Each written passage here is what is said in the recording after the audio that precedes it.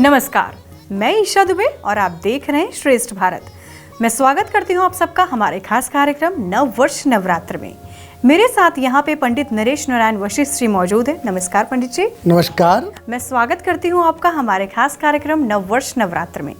आज नवरात्रि का चौथा दिन है, यानी कि आज का जो दिन है वो माता कुष्मांडा को समर्पित है। तो पंडित जी, मैं आपसे चाहूंगी कि आप हमारे दर्शकों को बताएं कि माँ कुष्मांडा का स्वरूप कैसा है और उनका महत्व क्या है। माँ कुष्मांडेती आपको सादर प्रणाम है।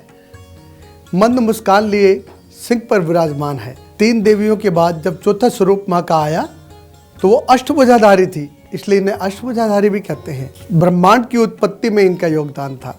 ये मंद मंद मुस्काती हैं। मनोबल को बढ़ाने वाली बुद्धि की देवी कहलाती हैं।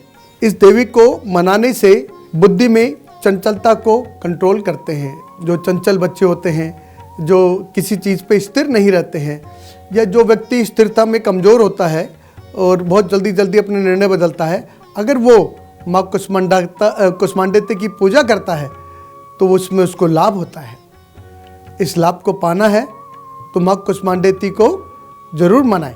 तो देखा आपने कि पंडित जी ने माता कुष्मांडा के बारे में बताया कि जो भक्त माँ कुष्मांडा की पूजा अर्चना करते हैं, अगर वो किसी भी डिसीजन को लेने में सामर्थ्य नहीं है, जिनका मनोबल बार बार बदलता रहता है, मन बदलता है, कभी कुछ करते हैं, तो उनको तो ज़रूरी है कि वो माँ कुष्मांडा की पूजा अर्चना करें।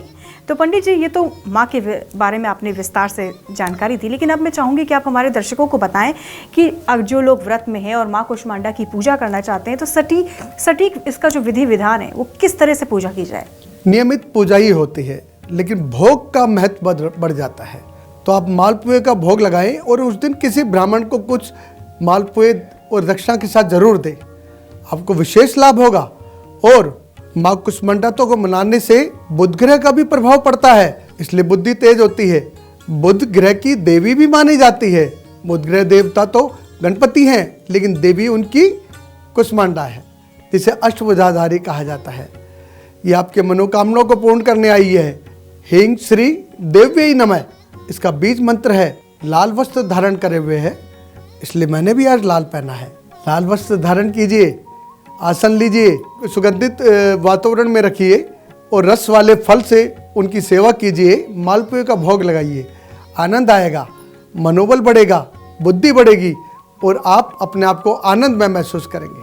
तो अगर आप लोग व्रत में हैं या व्रत में नहीं भी हैं, लेकिन अगर माँ कुष्मांडा की पूजा अर्चना करना चाहते हैं, तो आपको मालपुए का भोग ज़रूर लगाना है। याद से लगाएं, इससे माता काफ़ी प्रसन्न होंगी। साथ ही कोशिश करें कि लाल वस्त्र धारण करके माँ की आराधना करें। तो पंडित जी, ये तो बात हो गई पूजा विधि की, लेकिन व्रत के समय कुछ ऐसे कार्य जो किसी को नहीं करने चाहिए या जो शुभ नहीं होते। परनिंदा से बचो, मनोबल तोड़ने से बचो, किसी की बुराई मत करो। अगर आप पाठ कर रहे हैं, सारे दिन अर्चना कर रहे हैं, उसका ध्यान कर रहे हैं, उनको भोग लगा रहे हैं, सारा दिन बहुत सात्विक बिता, शाम होते होते किसी की बुराई करी, किसी का मनोबल तोड़ा, किसी के बारे में उल्टी सीधी बातें करी, तो आप निष्फल हो जाएगा। जितनी मेहनत, जितनी आपने कोशिश करी, सब निष्फल हो जाएगी।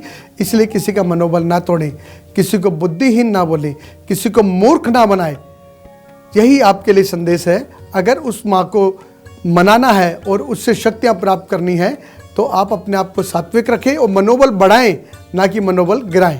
पंडित जी, बहुत ही अच्छी तरह से आपने सारी बातें हमारे दर्शकों को आपने बताई हैं, लेकिन मैं चाहूँगी थोड़ा सा विस्तार से आप हमारे दर्शकों को माँ कुष्मांडा का जो स्वरूप है और जैसे कि उनकी जो उत्पत्ति है वो कैसे हुई। मंद मुस्कान लिए हुए अष्टभुजाधारी और वो सिंह पे सवार हो गई। जब अष्टभुजाधारी आ गई तो त्रिशूल भी आ गया, गदा भी आ गई, तलवार भी आ गया, धनुष भी आ गया, पुष्प भी आ गया, सब उनके पास आ गए। अस्त्र और शस्त्र दोनों को धारण करके आई कि उसे जो शास्त्र की बात समझता है उसे शास्त्र से समझाती हैं, जो अस्त्र की बात समझता है उसको अस्त्र से समझाती हैं। यही माँ का स्वरूप है।